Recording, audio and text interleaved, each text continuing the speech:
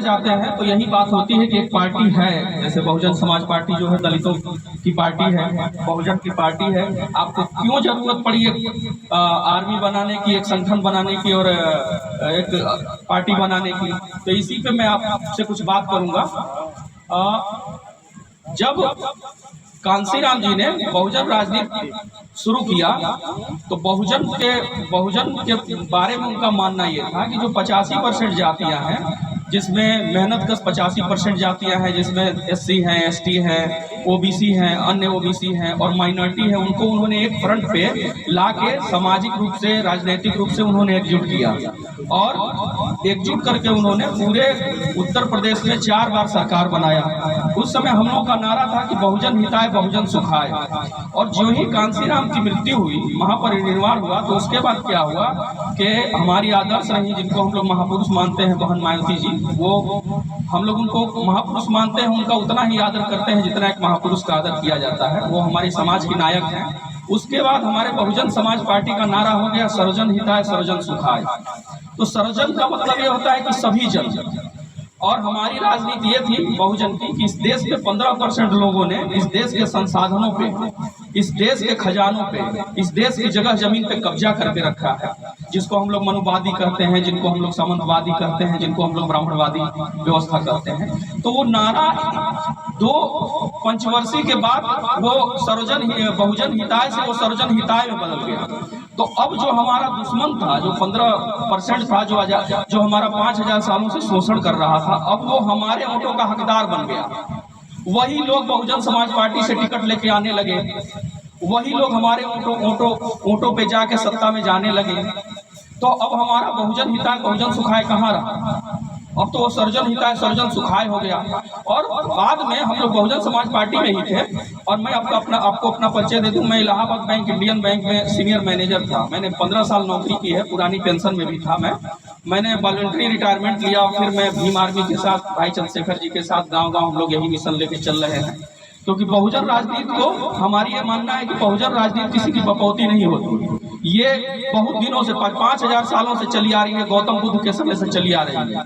और बहुजन समाज जो है बाज नहीं होता, वो हमेशा नए नायक पैदा करता है। एक नायक खत्म होता है तो दूसरा नायक आ जाता है। गौतम बुद्ध हुए, गौतम बुद्ध के बाद ज्योतिबा फूले आए, ज्योतिबा फूले के बाद बहुत सारे नेता, बहुत सारे हमारे महापुरुष हुए, जिसमें सबसे बड़े महापुरुष बाबा साहब रहे, जिन्होंने भारत का संविधान लिखा।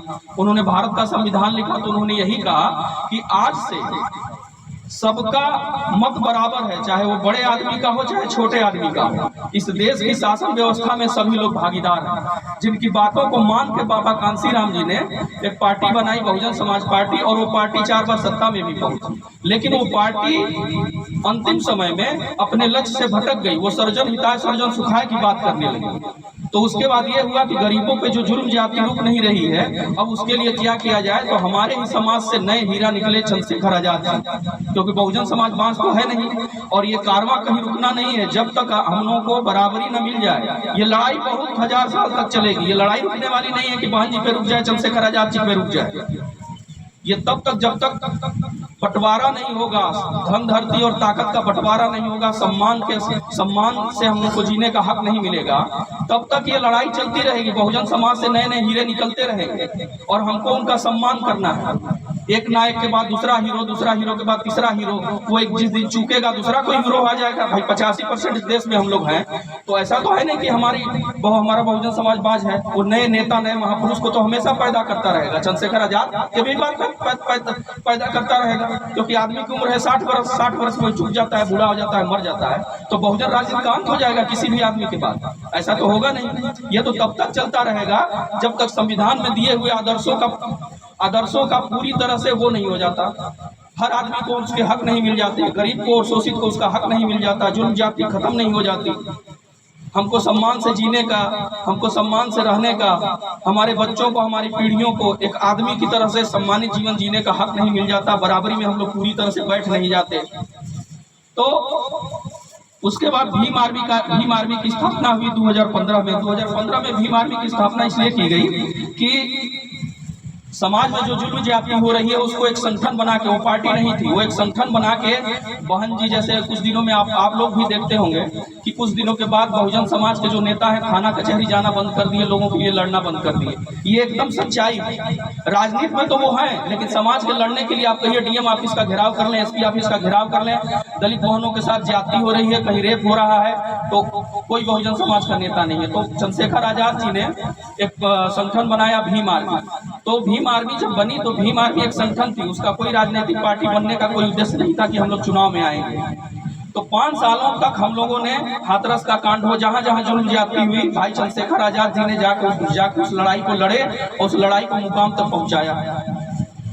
उसके बाद हम लोगों ने, जैसे हमारे नेता राष्ट्रीय अध्यक्ष चंद्रशेखर साहब ने भी बहुत बार कोशिश की कि बहन जी से संपर्क किया जाए, बहन जी से संपर्क किया जाए, हमारी भाई मातृ पार्टी है वो, लेकिन उनसे संपर्क सध नहीं सका।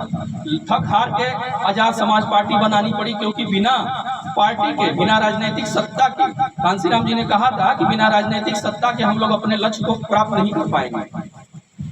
तो एक पार्टी बनी आजाद समाज पार्टी, और हम लोग उसी पार्टी से हैं। और बहुत सारे लोग ब्लेम ये करते हैं कि कांसीराम जी ने एक पार्टी बनाई ही थी, तो चंद्रशेखर आजाद जी को एक पार्टी बनाने की क्या जरूरत पड़ी। तो मैं उनसे ये पूछना चाहता हूं कि आपको मालूम होगा कि अंबेडकर साहब ने भी एक पार्टी बनाई है, Republic party of India. Ambedkar साहब की पार्टी है रिपब्लिक पार्टी ऑफ इंडिया, जो आज चल रही है, और बीजेपी के साथ गठबंधन में भी है, वो भाजपा के साथ मिलकर सरकार बना रही है। रामदास अठावले उसके राष्ट्रीय अध्यक्ष हैं, और वो हर बार मंत्री बनते हैं जब से भाजपा सरकार आई है। तो जब कांसीराम जी ने पार्टी बनाया तो बहुत लोगों ने उनसे प्रश्न ये किया कि आप क्यों नहीं अम्बेडकर साहब की पार्टी में चले गए। तो कांसीराम जी अम्बेडकर साहब की पार्टी में गए थे, लेकिन जब पार्टी में गए तो उन्होंने ये देखा कि उस पार्टी का पूरा चरित्र ही बदल गया है। वहाँ बड़े लोग जिनसे लड़ाई हमको करनी है, जिनसे सत्ता की लड़ाई है, जिनसे मान सम्मान की हमारी लड़ाई है, हक की लड़ाई है, वही लोग उस पार्टी में काबिज हो चुके हैं। तो ये जो तर्क है कि बसपा के होते हुए आपने एक नई पार्टी क्यों बनाई है, देखिए पार्टी से मतलब नहीं होता, मतलब ये होता है कि समाज के लिए कौन लड़ रहा। तो आज जो है चंद्रशेखर आजाद जी पूरे देश में हमारी आशाओं के स्रोत बने हुए हैं। दलित राजनीति को, बहुजन राजनीति को वो एक नए मुकाम तक ले जा रहे हैं, और जहां भी जुल्म ज्यादती हो रही है वही लड़ने के लिए खड़े हो रहे हैं। नगीना में आपने देखा होगा कि नगीना में 47% मुस्लिम है, 47% मुस्लिम है, 6,85,000 वहाँ मुस्लिम वोटर है। वहाँ मुस्लिमों ने सपा को भी दरकिनार कर दिया। सपा का कैंडिडेट गया था, वहाँ पे 1 लाख वोट पाया। सारे मुस्लिमों ने मिलके चंद्रशेखर आजाद को जिता दिया और नगीना का हीरो बना दिया उसको। तो जब तक हम बहुजन एक नहीं होंगे, जिसमें मुस्लिम हो, दलित हो, अन्य बिरादरी हो, अन्य ओबीसी बिरादरी हो जो पीछे रह गई है, हम लोग जब एक होंगे तभी इस सत्ता पे काबिज